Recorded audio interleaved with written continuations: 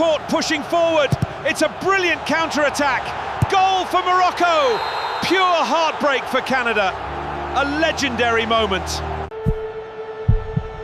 This is their moment. He strikes it towards the corner. Off the crossbar, no goal. Unbelievable drama here. Welcome to Houston. Canada pressing with incredible tempo. He takes the shot. Canada versus Morocco highlights. In Houston Stadium, the moment arrived when all of Canada held its breath, because before this, Canada had never won a single World Cup match in its history, and now they were standing in the round of 16, at home, in front of their own people. It was July 4th, America's Independence Day, and more than 72,000 fans had filled the Houston Stadium to witness this match. Jesse Marsh's Canada had already broken every record in this tournament, reaching the knockout stage for the first time ever, and playing with an intensity and pressing against South Africa in the group stage that hadn't been seen in a World Cup match since 2010. On the other side were Morocco's Atlas Lions, the same team that reached the semi-finals of the 2022 Qatar World Cup and became the first African nation in history to do so. This time, their target was the same, to write history once again. From the very first whistle, Canada showed they were not there to back down. Within the opening 5 minutes, Canada pushed Morocco deep into their own half, earned corner after corner, and the crowd rose to its feet behind the home team. Then came the moment when Ali Ahmed picked up a loose ball and released Thani Oluwaseyi into space.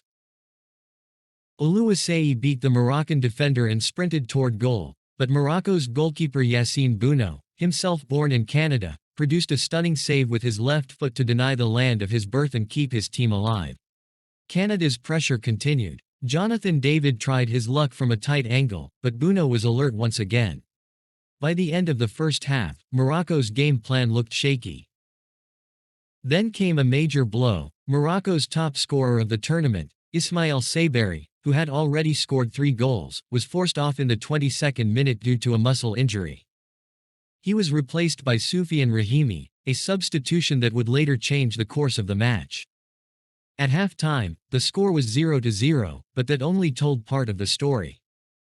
In reality, Canada had controlled the entire first half, and with better finishing, the story could have been very different. Everything changed at the start of the second half. Just 5 minutes in the 50th minute, Achraf Hakimi delivered a free kick that was. After the goal, Canada threw everything into the comeback.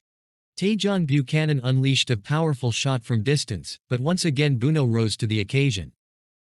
The match became increasingly tense. By this half alone, the total number of yellow cards had reached 8, while shots on target were only 7. Style Lauren also picked up a yellow card for a hard challenge on Bounou. Then came the decisive moment in the 82nd minute.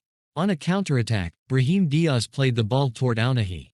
The ball bobbled slightly, but Ounahi showed no hesitation and smashed his shot home, 2-0 Morocco.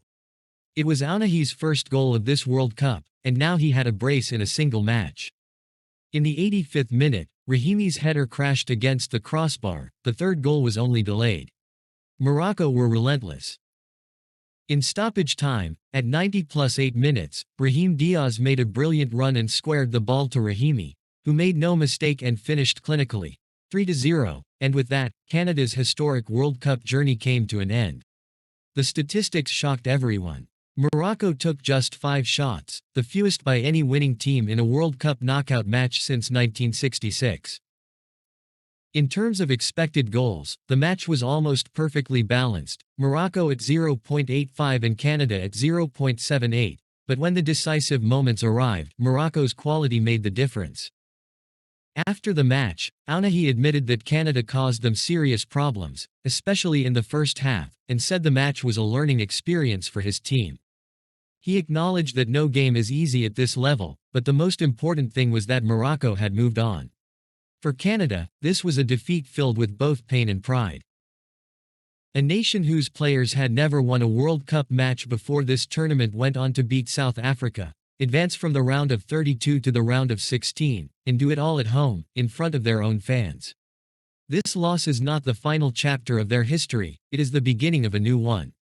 In Morocco, their journey is not over yet. Next, they will face the winner of the match between France and Paraguay in Boston.